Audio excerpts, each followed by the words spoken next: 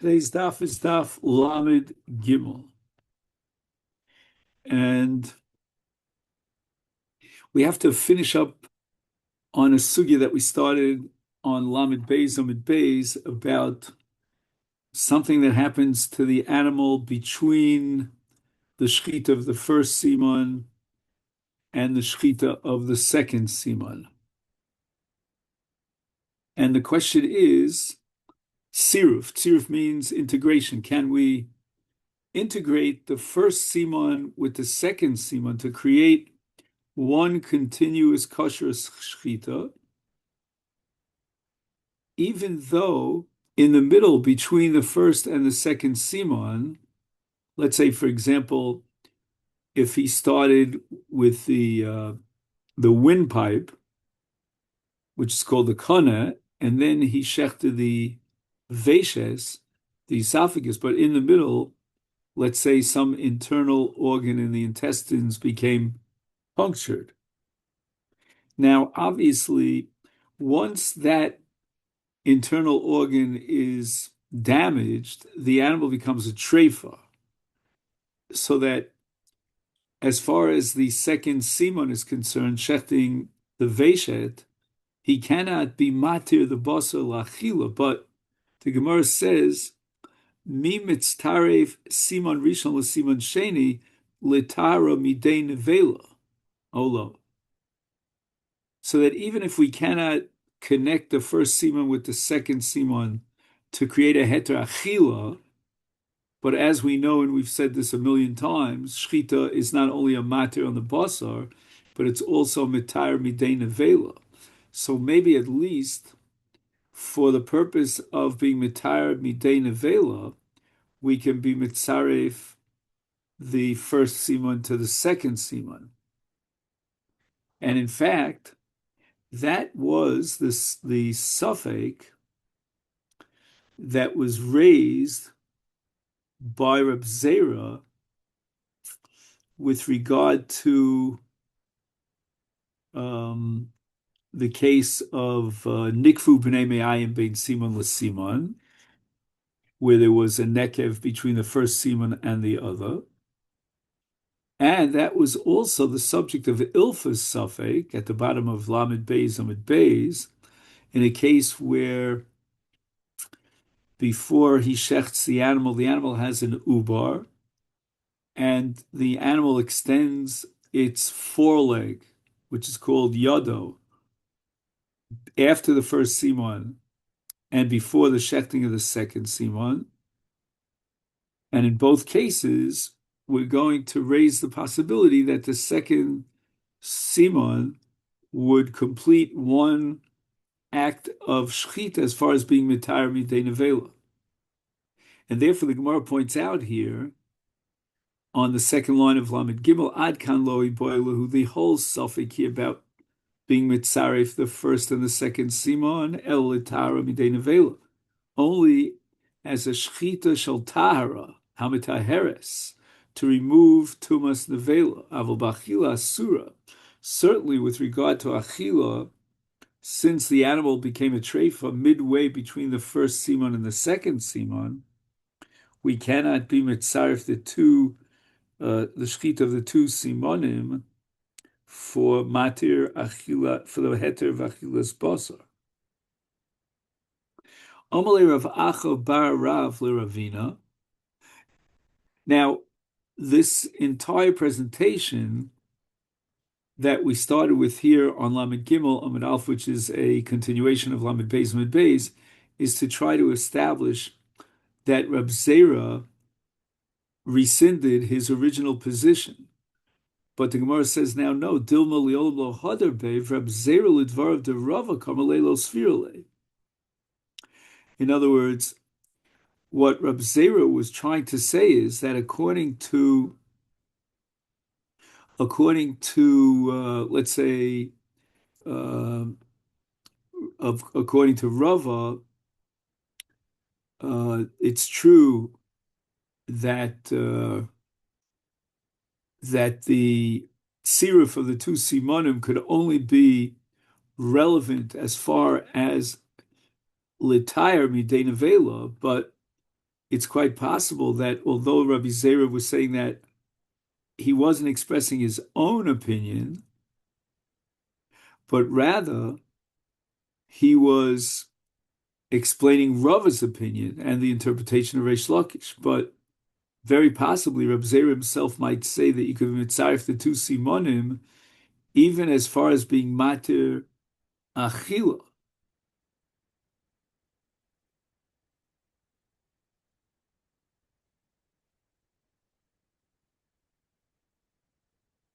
Omar of Achabar Yaakov, Shmami Noah, Mid Reb Shimon Lakish, Mizamnin Yisrael al Bnei Me'ayim, Ve'im Mizamnin Ovi Kochom al Bnei Me'ayim. If, let's say, you shechted an animal and you discover that there's some problem with the internal organs of the animal, because ein mezamnin ovek ochavim b'nei me'ayim ma'itaima Yisrael de b'shchita talia milsa is kemadika shchita mal yisa ishtere lahu, but ovek ochavim de nechira sagilu b'misa talia milsa and hani be'evrim menachai dam. So we have now a case where you shechted an animal. The animal is still alive in the sense that it's kicking around, it's mefarkes. And therefore, as far as goyim are concerned, we have a problem of Eivrim Minachai. If, let's say, before the animal completely dies, you chop off a piece of the meat of the animal. So as far as Yisrael is concerned, that's not Eivrim Minachai. Why? Because Shechita is matir the Iser Eivrim Minachai. And even if the animal is still mefarkes, nevertheless, the shechita was matir, and it's considered a dead animal. It's not Evrim and Achai. But as far as goyim are concerned, where they don't have the heter shechita, and therefore the state of life or death of the animal, determination of that sort, does not in any way impacted by the shechita. They don't have shechita. All they need is nechira. Is therefore, if the animal is jumping around, then it still is alive for the goyim, and it's Evrim and Achai. Omar of Papa, Havi Yasivna Kamidir of Ach. I was there when Rav Agcha Bar Yaakov presented this ruling. Uboy diemoli. I really want. It was on in the tip of my tongue. I wanted to say to him, "Mi kamidili shol shari lovi kochav. We don't have anything that's mutter for Yisrael, but also to Ovid Kochavim, because we have a kedusha that's greater than that of Ovid Kochavim. So if you would tell me it's prohibited to the Ovid Kochavim and mutter, and it was permissible to a Yisrael, then you're setting up a kedusha of the Akum that's even greater than that of a Yisrael.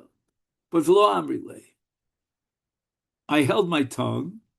Why? It could be that although it's true in general that there's no such thing as something which is mutter to a Yisrael and osir to a goy, our Yisurim go way beyond those of the goyim. But in this particular case, since Rav Acha Bar Yaakov has a certain compelling logic, then this might just be an exception to the rule, where as it comes out, there's no matir of the basar for the guy, because the guy doesn't have shechita to be matir, and therefore if the animal is still fluttering around, it's considered a live animal, and the guy would be enjoined from eating that meat because it was plucked out from a chai. It's Evrim and a chai. But Yisrael, because he has the matir of shechita, once the two simonim was shechted, even if the animal is fluttering around, it doesn't matter, because the animal is considered dead,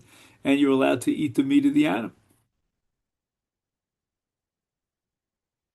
Tanya de lo kirabi achabar, but we have a brisa that seems to contradict Rav Acha Bar Yaakov. Harotza lechol mibehema kodem shetetzei nafsha. Now, this heter that we're about to learn in the brisa applies both to Israel and to a goy. And if you want to get a taste of Evrim and Achai, So the Brisa tells you how to do this. How do you orchestrate eating an aver, a limb from a live being?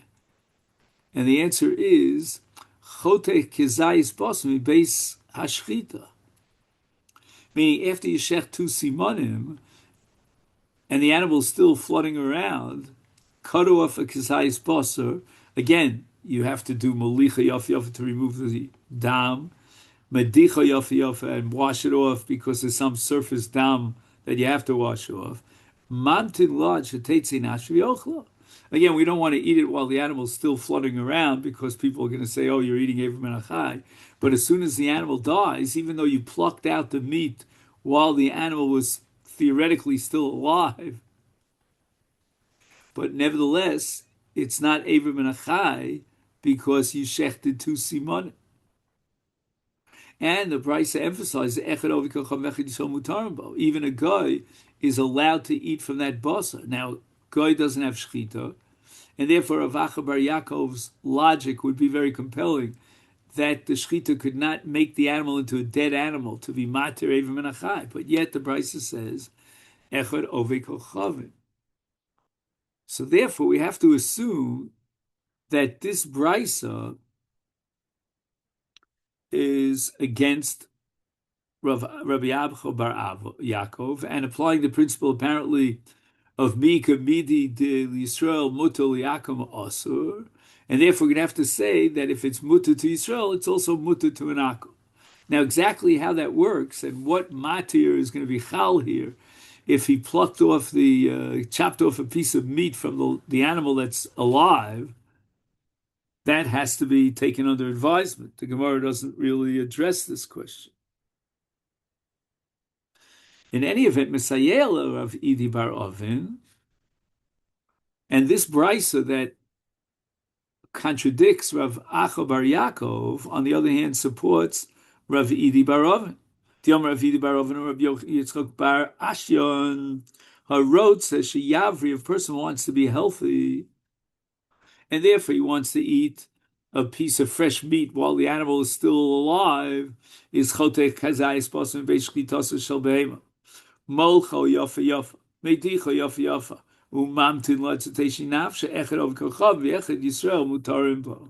So we see clearly that Ravi Idi Barovin is reflecting the brisa that we saw before against Rav Acha Bar Yaakov.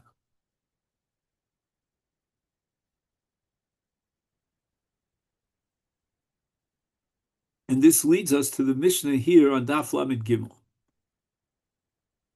Now, by way of introduction, we're entering into the world of Taros. And, unless you have the whole picture, you don't know really much, but we'll have to do with what we know and the certain pieces of information and, small pieces of the puzzle that we understand. But trust me, we can't appreciate the broader sugya. There's so many different dimensions here. In any event, one concept that comes to fore here is what we call hechsher lekabel tuma, which means that a foodstuff is only susceptible to contamination of tuma if and when any of the 7 mashkim will touch this food. And one of the 7 mashkim, the one that's relevant to us, is dam. Now, normally when you shecht an animal, the dam just spurts out. We call the dam tamtsis, if you recall. But the Mishnah addresses a very strange case, which I don't know biologically if it's possible, but hashoche behema chayvi oflo yotza mehen dam. Very strange. I don't know how you could cut 2 simonim of an animal, and in the case of a bird, 1 simon, and tell me there's no blood. But okay, fine.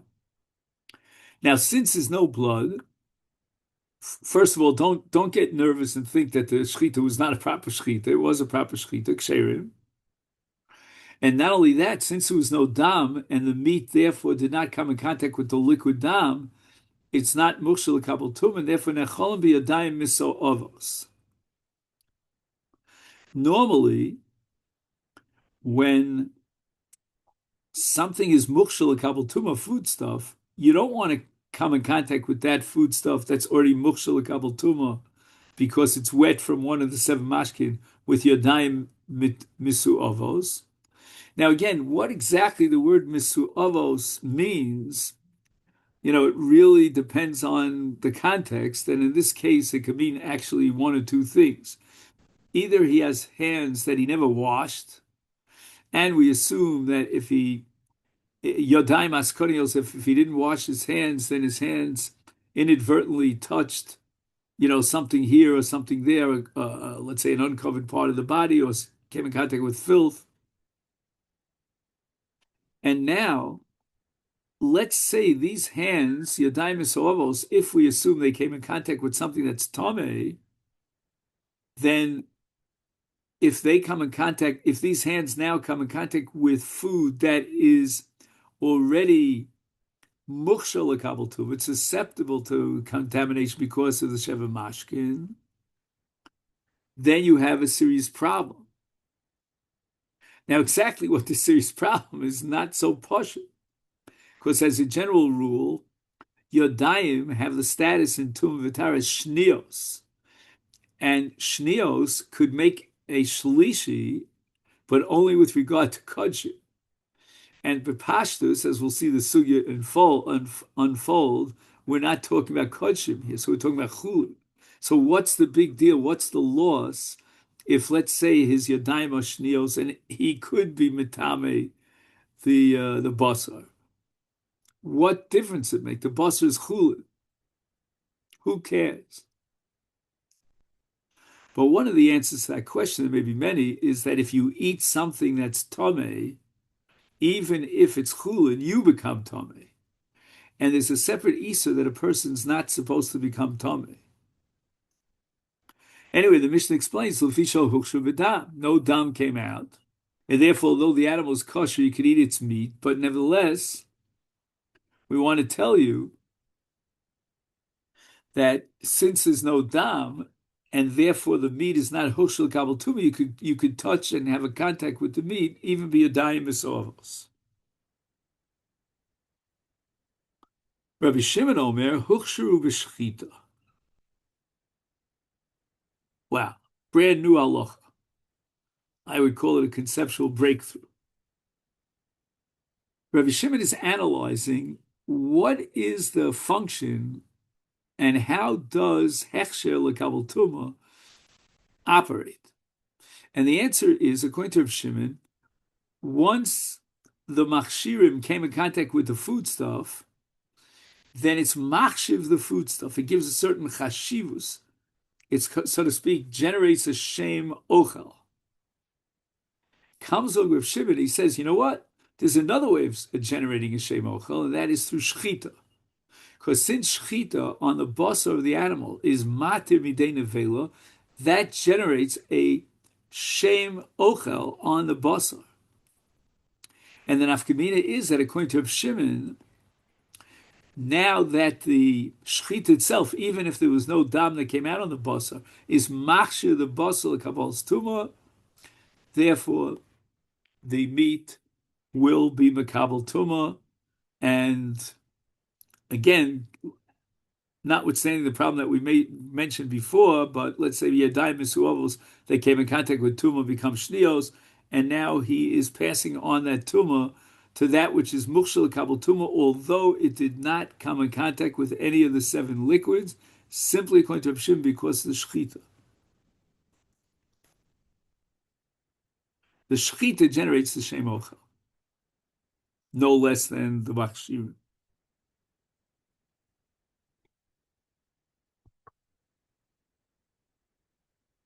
So if they ever create, which is my fantasy, a chidon l'shas, they have now a chidon l'tanach. But if they ever create a parallel track for chidon l'shas, one of the questions we'll ask the contestants is, can there be a case of something that is huchsher l'kabel tumor, even though it didn't come in contact with any of the seven mashkim? And the one who deserves the prize is the one who quotes from Shimon in our Mishnah in Chullin on Daf Lamed Gimel with regard to shchita. Let's go back. Now the Gemara is going to make a diuk, and that diuk is going to lead us to a conclusion, which is going to occupy our minds for the remainder of today's daf. Taima de lo yotzeh dam. The reason why you're allowed to take yadayim tmeos and come in contact with the meat is because no dam came out of the meat. And again, we're going to Chacham Rav Shimon. Hayatzav and dam. The implication is that if there would have been a hechshel kabel to him, because as normally in 99.9% of the cases, the dam comes splurting out onto the meat, is that ein echol b'yadayim misolavos amai yadayim shniyos saying the ein sheni osa shlishi b'chul, meaning there's no problem of tumah here if the unclean hands would have the status of a sheni l'tumah, which is a chashash d'rabbanan in any event. But even if I grant you that the yadayim have the status of shniyos l'tumah, nevertheless they cannot pass on that tumah onto the basar, even if the basar is mukhshel kabeltum, because it's chulin. And the rule of thumb is that chulin cannot become a shlishi l'tumah.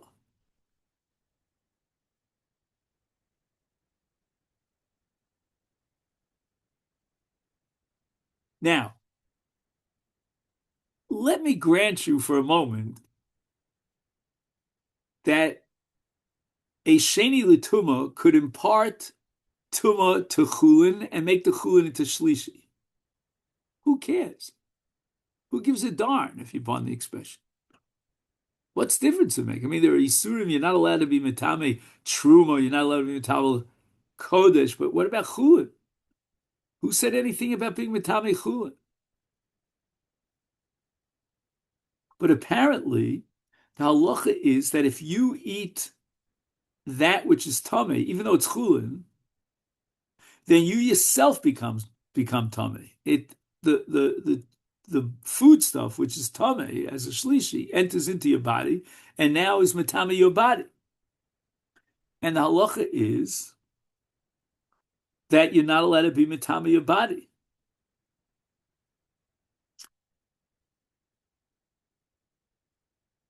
Now, exactly why you cannot be metame your body is a long discussion. It's Rashi later on at Daf Lamed Hey. It's the Mishnah Lamelech on the Rambam in Hilchos Tumas Ochlin Perek Tez Zayin, together with the whole shtickle Torah of Rabbi Yerucham Perlau in the Sefer Mitzvahs of Rav Sajigon. Anyway, let's go on. The Gemara says, your whole question is based on the premise that the subject of our Mishnah is Chulin. How do you know that the Mishnah is talking about Chulin?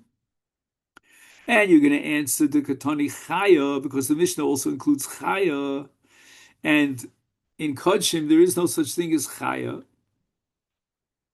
Dilu Kodshim, Chaya v'Kodshim mi'ika.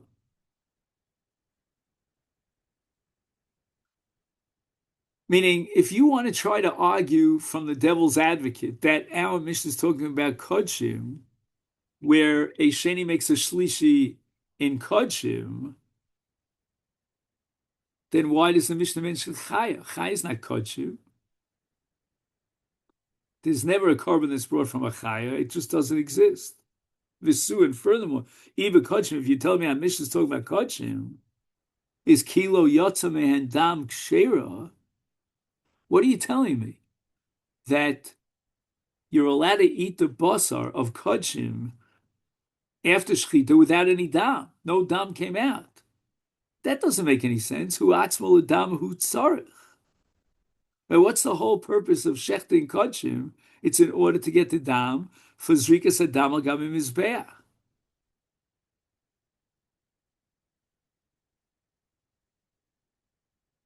Now, you have to understand that in Kodshim, Shechita is not matu the achilas basar for Kohanim, or the case of Shlomim, even for Yisrael.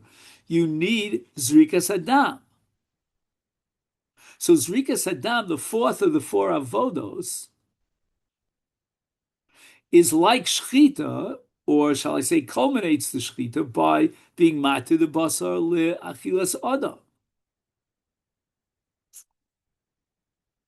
So therefore, how can you tell me that we're talking about kodshim here in our Mishnah, and that you're allowed to eat from the basar after the shechita? That's not true. You don't have dam. If you don't have dam, you don't have a matir. Meaning, again, there's what's explicit in the Mishnah and now a diuk and derivation from the Mishnah. What's explicit in the Mishnah is that even though there was no dam, you're allowed to eat the basar.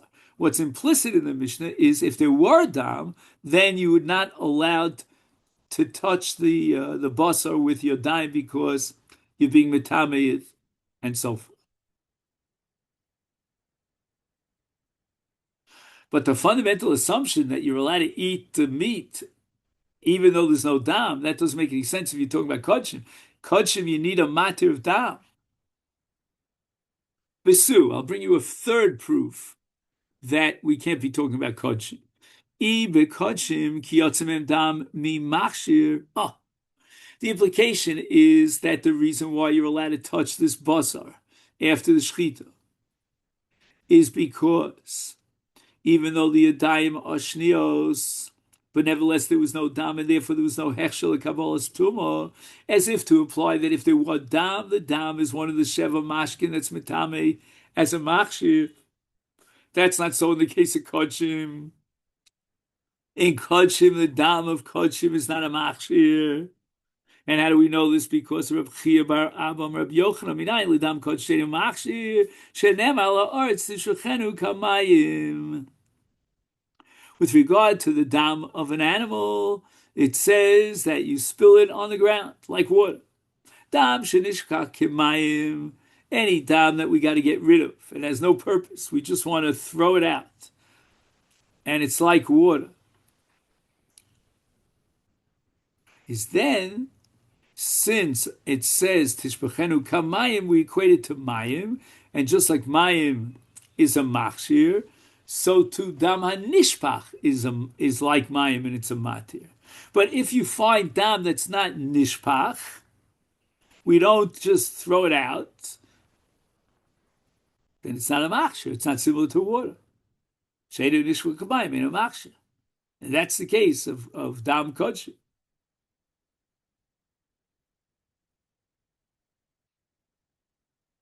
So I think what the Gemara is deriving here from this pasuk of al arts tishbachenu kamayim is that the machsh has to be chullin. It can't come from kodshim, and that's no get to the case of dam, one of the seven mashkim.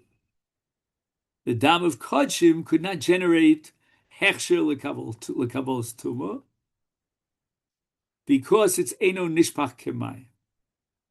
Besu, I think it's number 4. We're going to prove that we're not discussing kodshim here. Ibe kodshim kilo yotzimem dam lo miskashre. Is it really true that if there's no dam that comes out, and dam is one of the sheva machshirin, that therefore it's not mukhshel lekabel tuma? What about liskashre bechibas hakodesh kaimol chis hakodesh machshartom? We have a concept called Chibas HaKodesh that we're more machmir in Tumah V'Tara with regard to Kodshim, and that's called Chibas Kodshim, the love and the respect and the honor that we give to Kodesh. And therefore, we don't need machshirin in the case of Kodshim. Why? Because we have Chibas Kodesh, and that itself is a substitute for the machshirin. So even if no blood comes out of the shechita and there's no mashkim shevas hamashkim to be machshir the basar, it doesn't matter. The chibas hakodesh is machshir the basar. Again, assuming you're talking about kodshim. So now we go back to square one. If the Mishnah is not discussing kodshim, it must be discussing chullin. So why if the dam comes out, do you have a problem of yadayim misoavos? I mean, it's chullin. So why should we be concerned? Right, you have Maser Sheni, and you poded the Maser Sheni onto Damim, and then you take the domim and you buy something, you exchange the domim for some food stuff, and you eat that food stuff. And in this case, he bought with the kesef maser, pidyon maser sheni, he purchased this, this chulin, meaning the meat of this basar. And what we're saying now is that if if the meat was purchased with kesef maser sheni, then it has the same status of maser sheni. It has kedusha, and therefore you cannot be mitame. Just like you're not allowed to be mitame maser sheni, you're not allowed to be mitame basar shenilkach midmei maser sheni.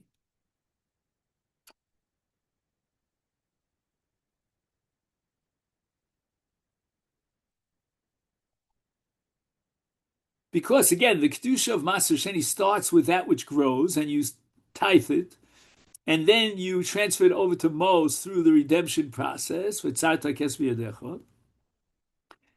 the Mos have the kedusha of the maser sheni that they got from the payros, and now they pass it on to that which you buy with those Mos. In this case, basar. So he bought meat with that money of pidyon maser sheni.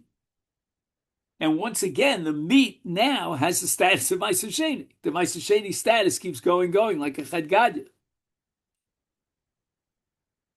And therefore, if the meat that you bought with Demei Meiser Sheni has the same status of Meiser Sheni, then you can't be Mitame. Hence our Mishnah. But that's all Deloka Rabbi Meir. And now we're going to learn a Mishnah in the 11th parak of Parah, in order to show the machlokas Shin Chachamim and Rabbi Meir with regard to this issue of basar and nilkach b'dmei ma'aser sheni shenifta.